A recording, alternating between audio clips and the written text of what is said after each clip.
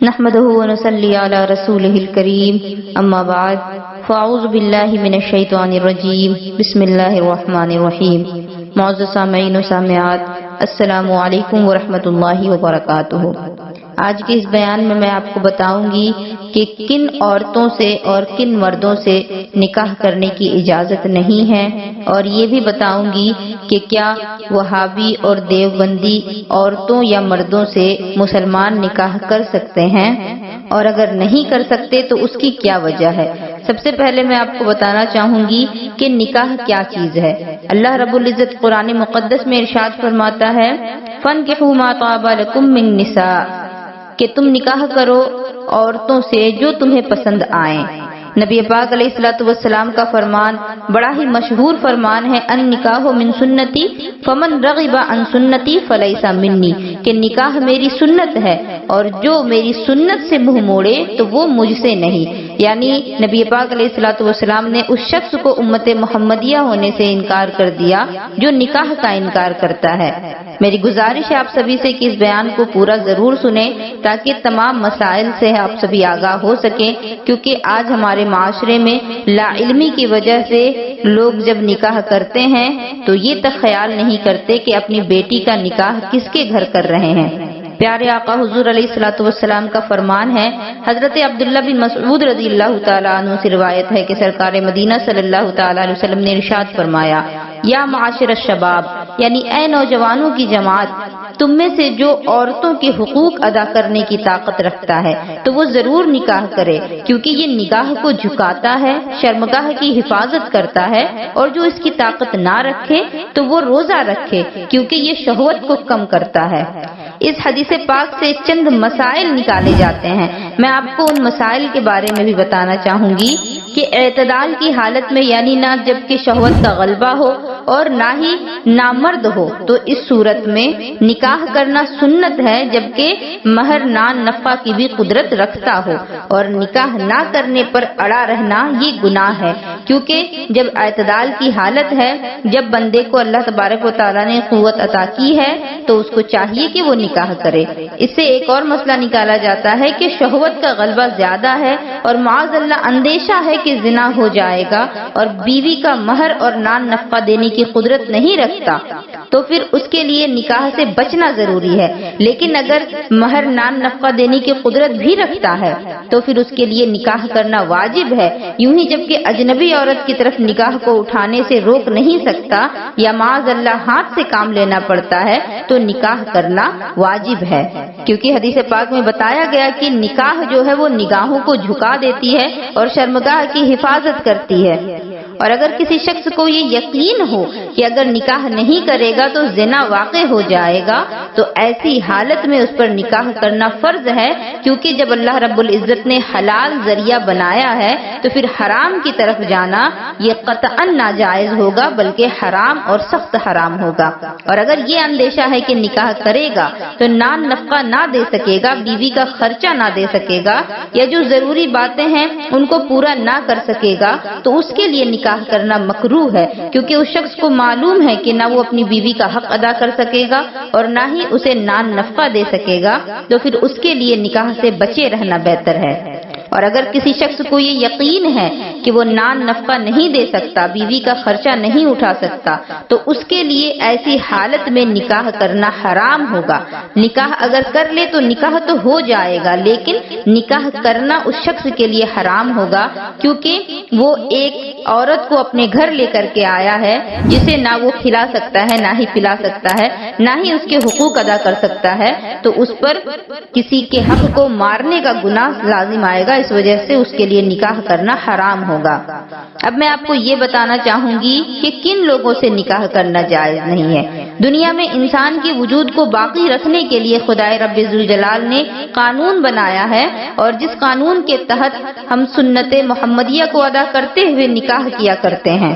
اللہ رب العزت قرآن مقدس میں ارشاد فرماتا ہے کہ حرام ہوئی تم پر تمہاری مائیں اور بیٹیاں اور بہنیں اور پھوپھیاں اور خالائیں اور بھتیجیاں اور بھانجیاں اور تمہاری مائیں جنہوں نے تمہیں دودھ پلایا اور دودھ کی بہنیں اور تمہاری عورتوں کی مائیں۔ قرآن پاک کی اس آیت کریمہ سے یہ معلوم ہوتا ہے کہ کہ ماں، بیٹی، بہن، پھوپھی، خالہ، بھتیجی، اس طرح کے جو رشتے دار ہیں یہ سب نکاح میں حرام ہیں. لیکن آج اگر اپنے معاشرے کا ہم جائزہ لیتے ہیں تو ان چیزوں کا کوئی خیال نہیں رکھتا، اور بہت سارے لوگ ایسے ہیں جو کہ فیشن کے نام پر اپنی بھتیجیوں بھانجیوں تک سے نکاح کر لیتے ہیں. میں آپ کو چند مسائل بتانا چاہوں گی اس آیت کریمہ کے ضمن میں کہ ماں سگی ہو یا پھر سوتیلی ہو، بیٹی بھی سگی ہو یا سوتیلی ہو، بہن سگی ہو یا سوتیلی ہو، ان تمام سے نکاح کرنا حرام ہے. اس طرح سے دادی، پر دادی، نانی، پر نانی، پوتی، پر پوتی، نواسی، پر نواسی، ان تمام سے بھی نکاح کرنا حرام ہوگا، چاہے وہ کتنے ہی پشتوں تک چلا جائے. حضرت عمرہ بنت عبد الرحمن اور حضرت مولا علی رضی اللہ تعالیٰ عنہما سے روایت ہے کہ نبی پاک علیہ الصلوۃ والسلام نے ارشاد فرمایا، الرضاعۃ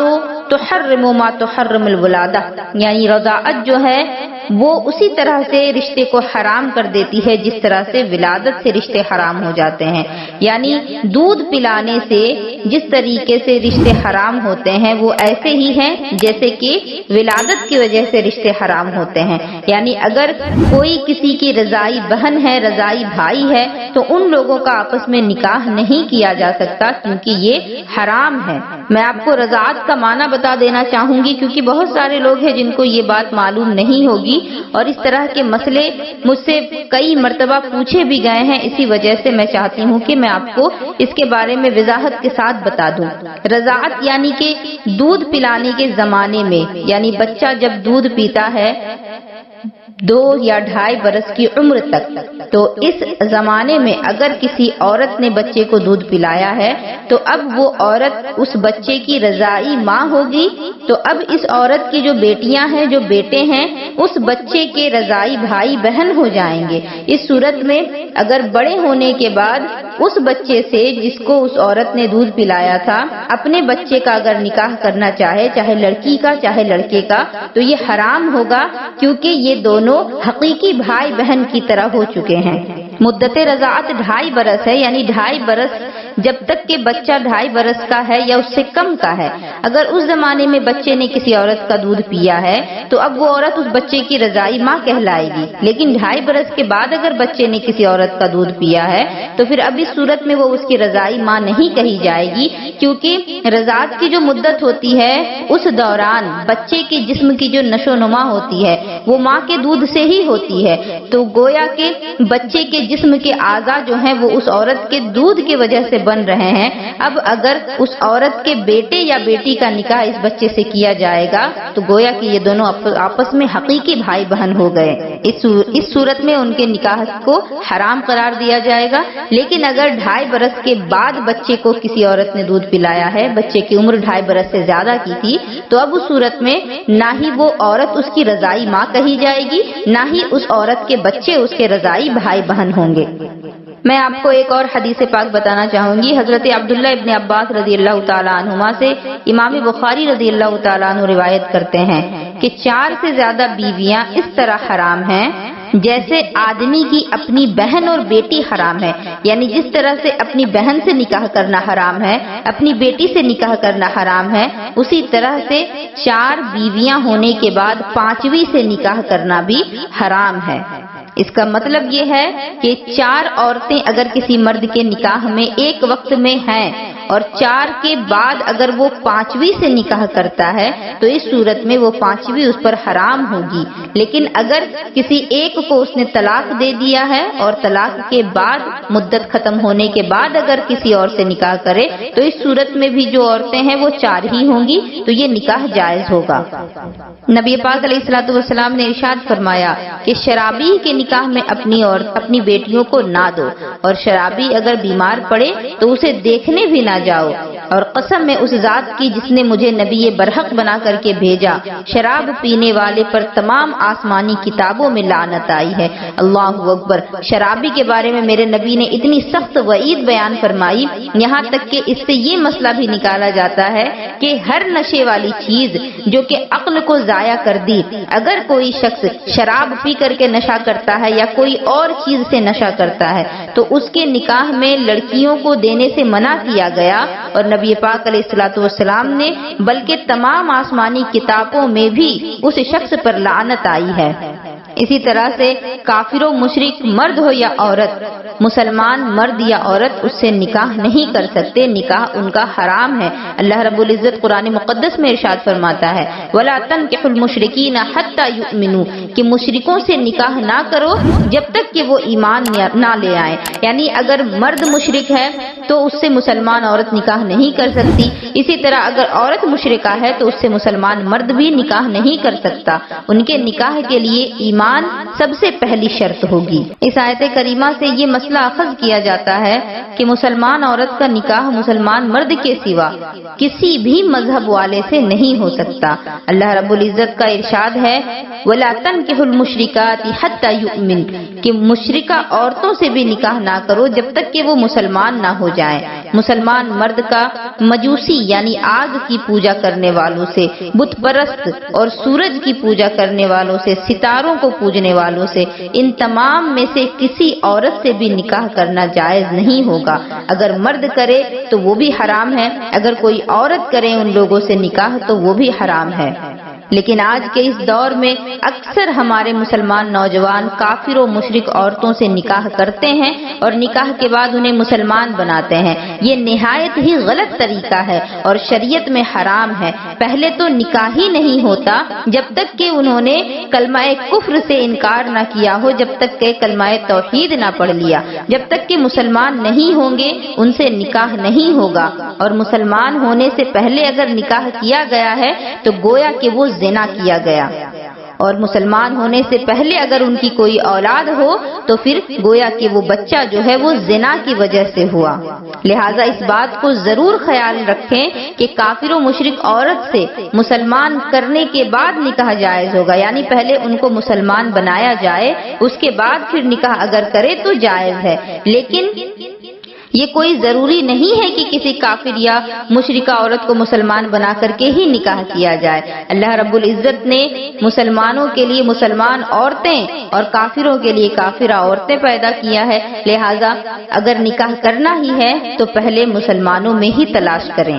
بعض روایتوں کے مطابق نبی پاک علیہ الصلوۃ والسلام نے اس چیز کو پسند نہیں فرمایا کہ کسی کافرہ عورت کو مسلمان کرنے کے بعد پھر اس سے نکاح کیا جائے۔ حالانکہ نکاح تو جائز ہے لیکن پھر بھی میرے آقا نے اس کو پسند نہیں فرمایا۔ اس کی وجوہات یہ بتائی جاتی ہیں کہ جس عورت سے آپ نے نکاح کیا ہے وہ پہلے کافر تھی، آپ نے اس کو مسلمان بنایا، پھر آپ نے اس سے نکاح کیا۔ اگرچہ وہ مسلمان ہو گئی لیکن اس کے سارے میکے والے کافر ہیں۔ اب چونکہ وہ آپ کے رشتہ دار ہو چکے ہیں اس لیے آپ کی عورت اور خود آپ کو ان سے تعلقات رکھنے پڑتے ہیں اور پھر آگے چل کر کے مختلف برائیاں جنم لیتی ہیں۔ اسی طرح اس طرح کی شادیوں کے نتیجے میں جو اولاد ہوگی اس کی تربیت بھی اسلامی ڈھنگ سے نہیں ہو پاتی، کیونکہ جو عورت تھی وہ تو کافر تھی، مشرک تھی، وہ بچپن سے لے کر کے جوانی تک اس نے کفر کیا، جو چیزیں وہ سیکھی وہی چیزیں اب اپنے بچوں کو سکھائے گی، کیونکہ ابھی اس نے اسلام کو سیکھا نہیں تو پھر وہ بچوں کی تربیت کس طرح کر سکتی ہے۔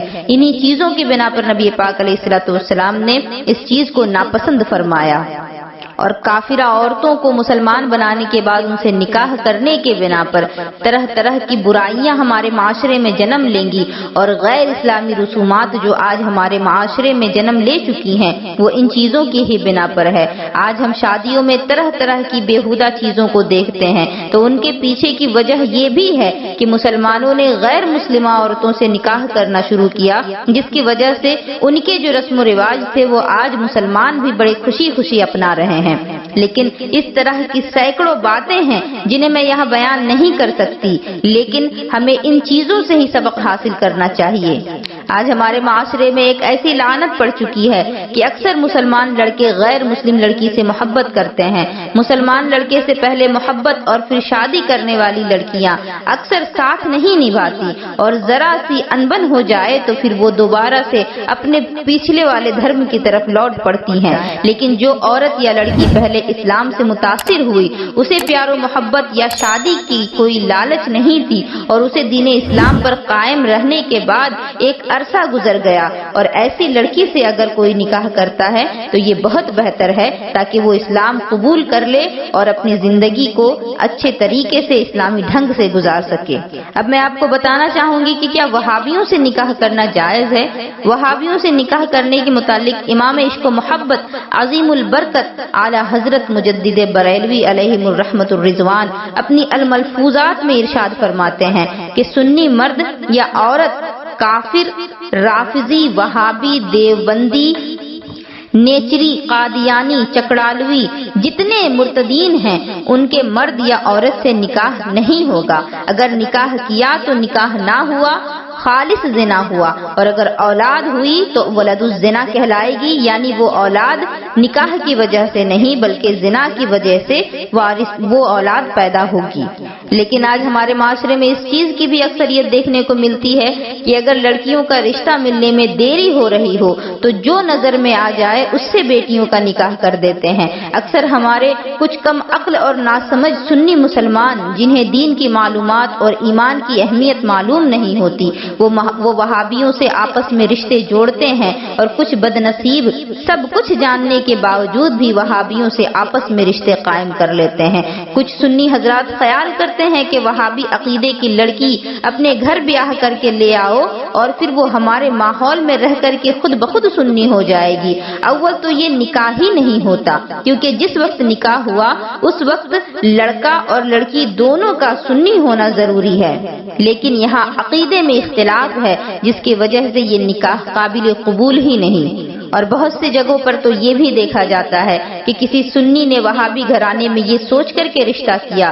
کہ ہم کسی طرح سمجھا بجھا کر کے اپنے ماحول میں رکھ کر کے انہیں وہابی سے سنی صحیح اور عقیدہ بنا دیں گے، لیکن وہ سمجھا کر کے سنی بنا نہیں پاتے، اس سے پہلے وہ لڑکی جو ہے وہ اسے اس کے گھر والے وہابی بنا دیتے ہیں، اور ان کی ساری چالاکیاں، ساری ہوشیاریاں دھری کی دھری رہ گئی، اپنی بچی بھی ہاتھ سے گئی اور اس کا دین بھی انہوں نے برباد کر دیا۔ یہ بات ہمیشہ یاد رکھیے کہ ایسے شخص کو سمجھایا جا سکتا ہے جو وہابیوں کے بارے میں حقیقت سے واقفیت نہیں رکھتا، لیکن ایسے شخص کو سمجھا پانا ممکن نہیں جو سب کچھ جانتا اور سمجھتا ہے۔ جو لوگ نبی پاک علیہ الصلوۃ والسلام اور بزرگان دین کی شان اقدس میں گستاخیوں کو دیکھتے ہیں کہ ان لوگوں نے ان کی شان میں گستاخی کی ہے، وہابیوں کو ان چیزوں کو دیکھنے کے باوجود بھی وہ لوگ یہ کہتے ہیں کہ یہ لوگ تو بڑے اچھے ہیں، تو ایسے لوگوں سے رشتہ داری کرنا گویا کہ خود کو ہی گڑھے میں ڈالنا ہے۔ ایسے لوگوں کے متعلق اللہ تبارک و تعالیٰ قرآن مقدس میں فرما رہا ہے، ختم اللہ علی قلوبہم وعلی سمعہم وعلی ابصارہم غشاوہ وَلَهُمْ عَذَابٌ عَظِيمٌ، کہ اللہ رب العزت نے ان کے دلوں پر، ان کے کانوں پر مہر کر دی اور ان کے آنکھوں پر گھٹا ٹوپ ہے اور ان کے لیے بڑا عذاب ہے۔ یعنی جن لوگوں کے دلوں پر، جن کی آنکھوں پر اللہ رب العزت نے پردے ڈال دیے، مہر لگا دیے کہ اب یہ ہدایت کی طرف آ ہی نہیں سکتے، ایسے لوگوں کے ساتھ تم چالاکی کر کے اپنی بچیوں کا نکاح کر کے یہ سوچتے ہو کہ ہم انہیں بہلا پھسلا کر کے صحیح العقیدہ بنا لیں گے، تو یہ تمہاری غلط فہمی ہے، کیونکہ یہ اللہ کے قرآن کو چیلنج کرنا ہوگا، کیونکہ جب رب نے کہہ دیا ہے کہ ان کے دلوں پر مہر لگ چکی تو تمہاری کوششوں سے وہ مہر ہٹ نہیں سکتا، وہ پردے ختم نہیں ہو سکتے۔ لہذا ضروری یہی ہے کہ ایسے لوگوں کے جن کے دلوں پر اللہ تبارک و تعالیٰ نے مہر لگا دی ہے ان سے رشتے قائم نہ کیے جائیں، ورنہ شادی نہ ہوئی محض زناکاری ہو کر رہ جائے گی۔ اور الحمدللہ آج دنیا میں سنی صحیح العقیدہ مسلمان لڑکیاں اور لڑکوں کی کوئی کمی نہیں، لہذا اپنی بچیوں اور بچوں کا نکاح کرنا ہو تو اہل سنت والجماعت کو دیکھیں، جانیں، اس کے بعد ہی کریں، ورنہ آپ بھی خسارے میں، آپ کی اولاد بھی خسارے میں ہوگی۔ مجھے امید ہے کہ آپ سبھی کو اس بیان سے ضرور فائدہ پہنچے گا، اور میں چاہوں گی کہ زیادہ سے زیادہ لوگوں تک آپ اس کو ثواب کی نیت سے پہنچائیں، تاکہ اس طرح کے مسائل کی وجہ سے جو لوگ اپنی زندگیاں برباد کر رہے ہیں انہیں سمجھ آ سکے۔ وآخر دعوانا ان الحمدللہ رب العالمین وما علینا الا البلاغ۔ السلام علیکم ورحمۃ اللہ وبرکاتہ۔